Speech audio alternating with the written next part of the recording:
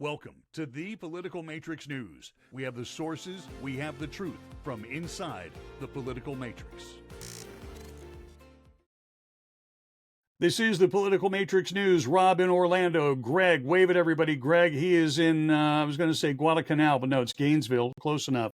Scott Miller at the Western Gate of the Sunshine State, holding up a position just overlooking Interstate 10, so those pesky Alabamians won't get at least into Santa Rosa County. Escambia County, we're going to, got to write you off. That's the way it goes.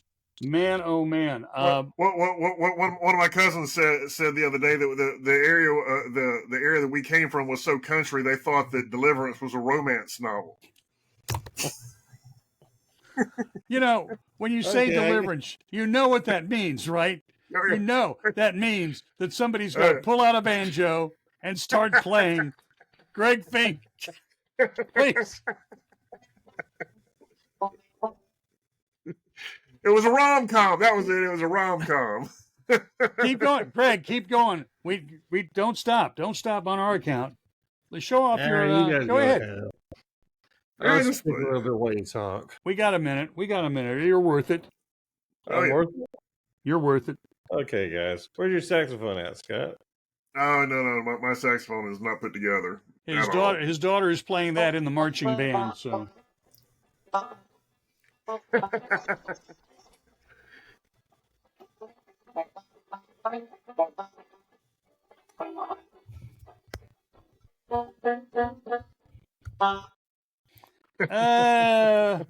One string sounds just a tad off there, Buckaroo, but okay. No, that's all right. It's a banjo. Exactly. Sound off. The best sound of a banjo when it hits the toilet. What? All right. So we mentioned this a couple of weeks ago, and it's pretty simple and straightforward. The word got out that the state of Florida wanted to make major changes, significant changes to 9 state parks. It included a 350-room resort at one place, a resort. It included an 18-hole championship golf course at another resort, and significant improvements at the others, depending on how much land was available. But those were the 2 really big-ticket items. What's interesting about this is the state of Florida, which is the Department of Environmental Protection, they own the parks. Who knew, right? Yes. They didn't tell anybody about this. It was sort of a leak. And the one thing... set up in June. Yeah. And it was ready for this, no bid contracts. They didn't put it out to the public. Like, what the hell? No. So this is the interesting thing. What? Well, the mechanism that they do that with is a public-private partnership statute that my cousin actually passed. But it wasn't intended to use for this use. But what it was intended for was that people with creative minds and stuff like that could bring projects to the government that should be beneficial to the public at large, right? And and they could come and kind of help put these things together. Largely, it was supposed to be used for things like putting together expo centers, convention centers, things like that. And things that it's okay to have an outside person operating it because the government sucks at it. Oh, absolutely. Tiger Woods needs something to do. Tiger Woods needs something to do. Got it. Well, here we go. The it all happened, as Greg pointed out. We started getting whispers on this in June, and there was a protest march not that long ago, in the last 3-4 weeks, at the different parks involved, and this guy has been fired. His name is James Gaddis. He is ready for this, a cartographer. I've never met a cartographer. That's somebody that draws the maps, okay? Mm-hmm. And he was given the instructions to draw the new maps for these parks with all of the new accessories and new attractions involved. And he's like, wait a minute. And it was secret. Don't tell anybody. What? Don't tell anybody. These are state parks. This belongs to the public. Belongs to the public. Yeah. And so he let it out. And guess what was waiting for him at his house on Saturday, this past Saturday, the 31st of August, when he came home? Huh? FDLE? FDLE? Nope, U.S. Postal Service with a letter saying your ass is fired. Now, what if they get raided?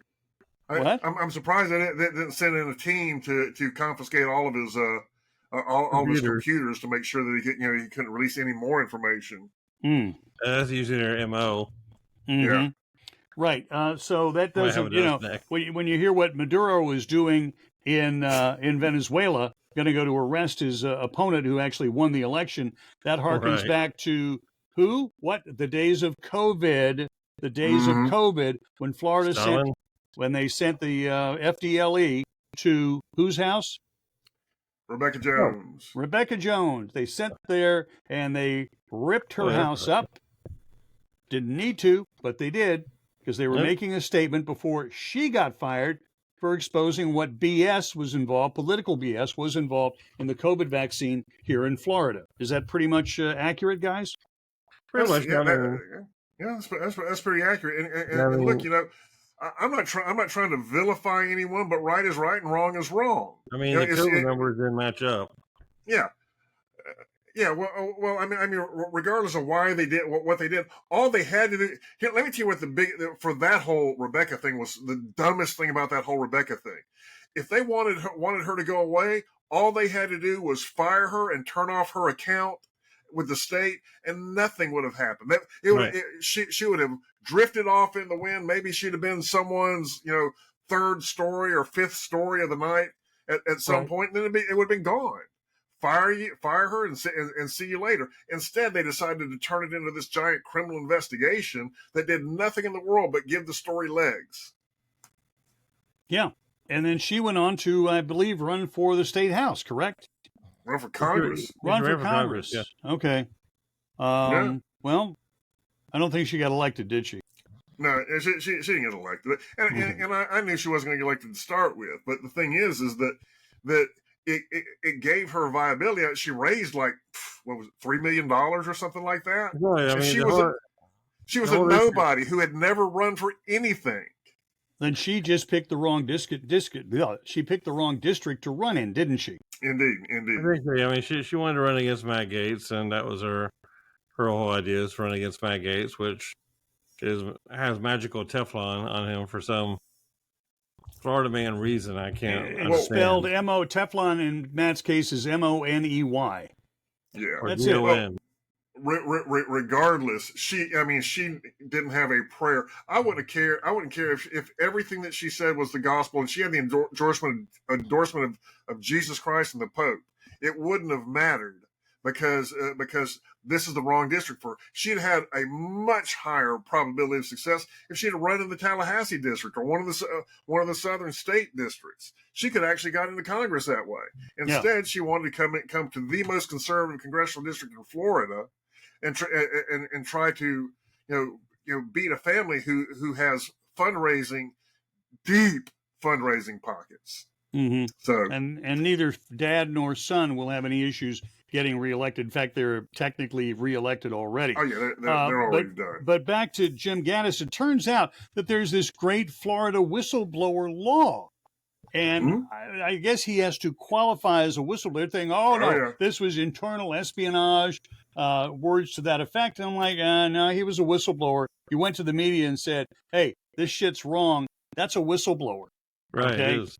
And the definition of a whistleblower. Yeah, and I'm not sure that a state document would be proprietary, or you'd have to sign an NDA or anything like that. This is going to come back and bite the state seriously in the ass, because it was around about $100 million worth of work.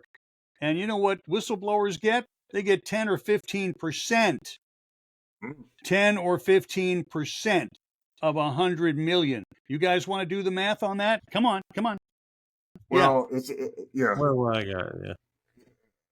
Well, it's $10 or $15 million, but I mean, at the end of the day, one of the weaknesses of Florida's whistleblower law is that the state has to basically grant you the status, and it's a procedure, and it is not at all certain that you're going to get it. It's an uphill battle to get it to begin with. Yeah, he'll get it. He'll find the right judge.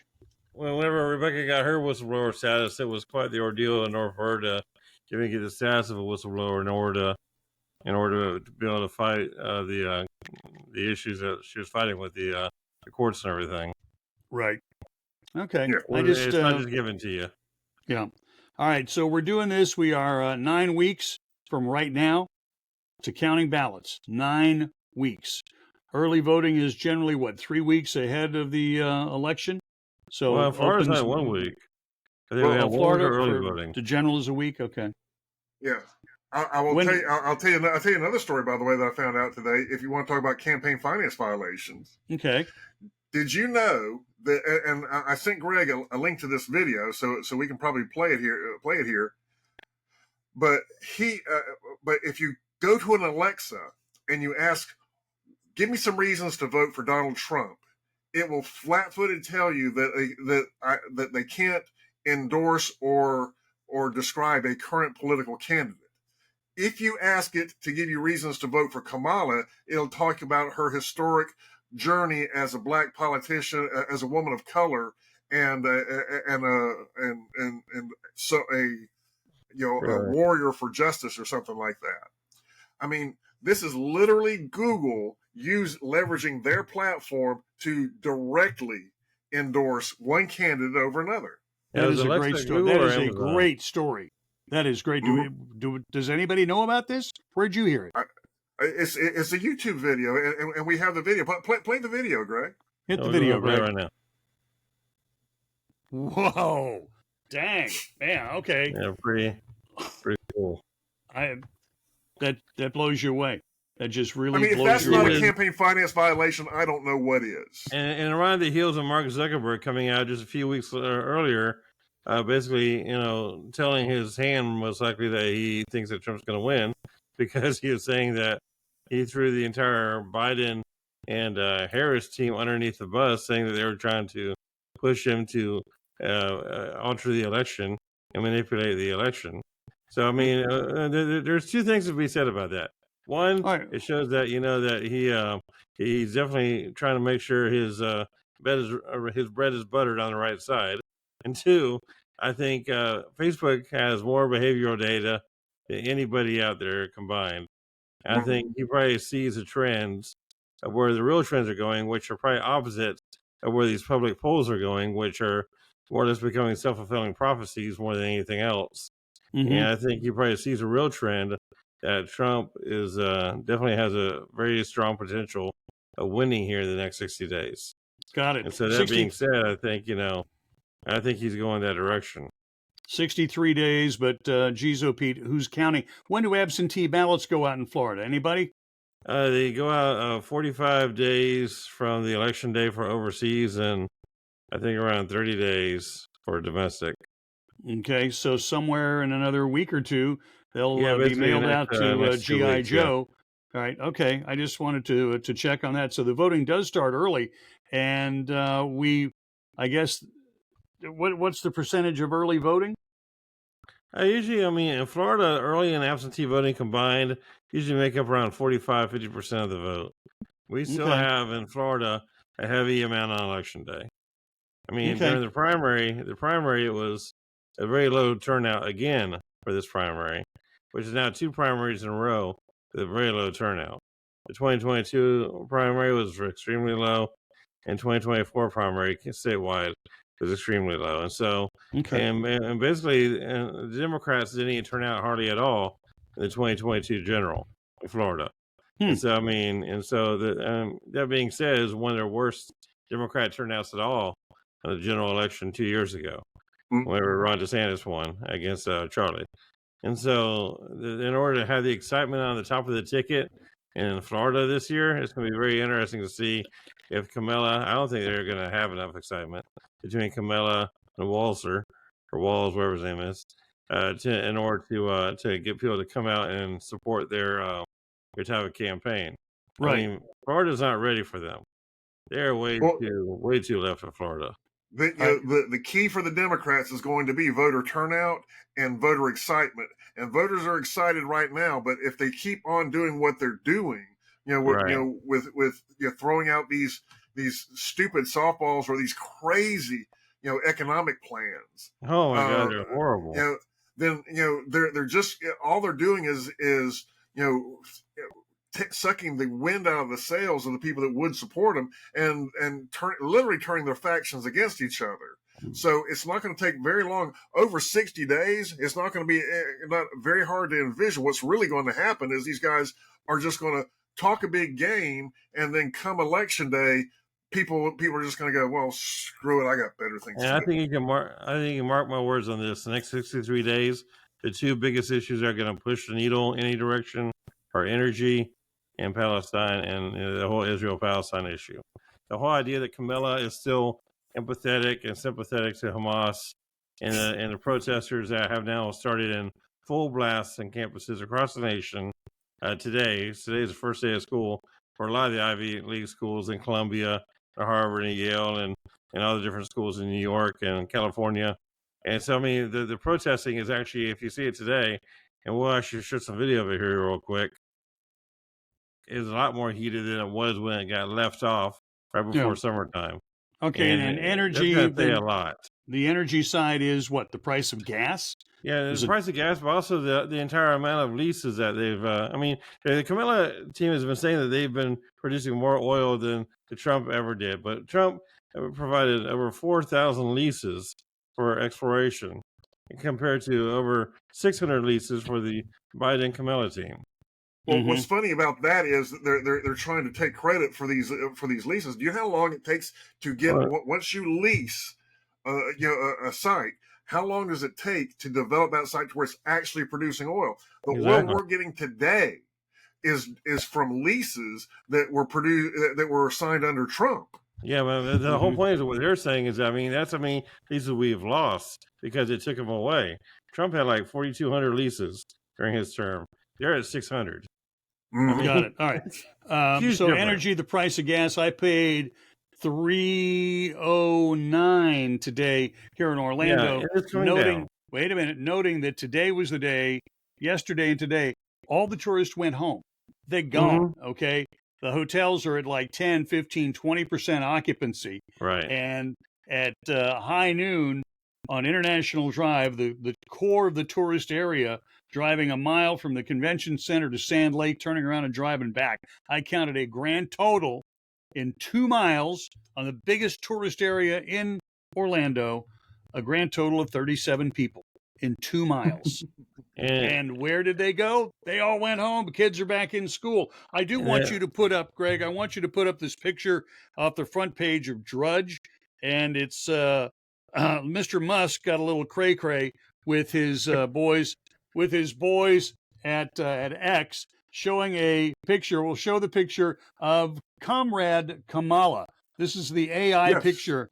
And I'm sorry, if I'd had anything in my mouth, it would have come right out and come out my nose and probably my ears. I mean, we're talking a serious spit take. And I just want to leave you with that happy thought. I laughed my ass off.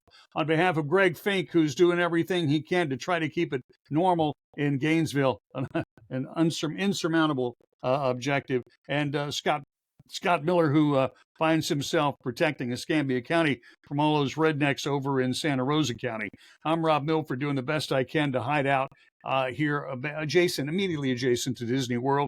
And we appreciate the likes. We always love the feedback. And click that subscribe button. I promise we will not sell our list until they offer us a lot of money.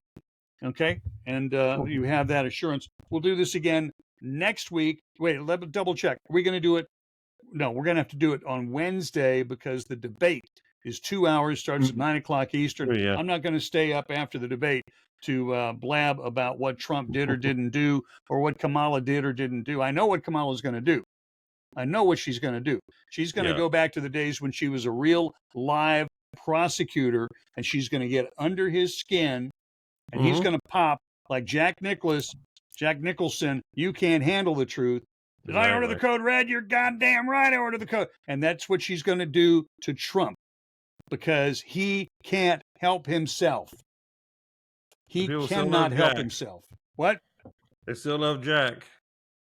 I know that. Jack ain't running. Okay? And Trump but you know what?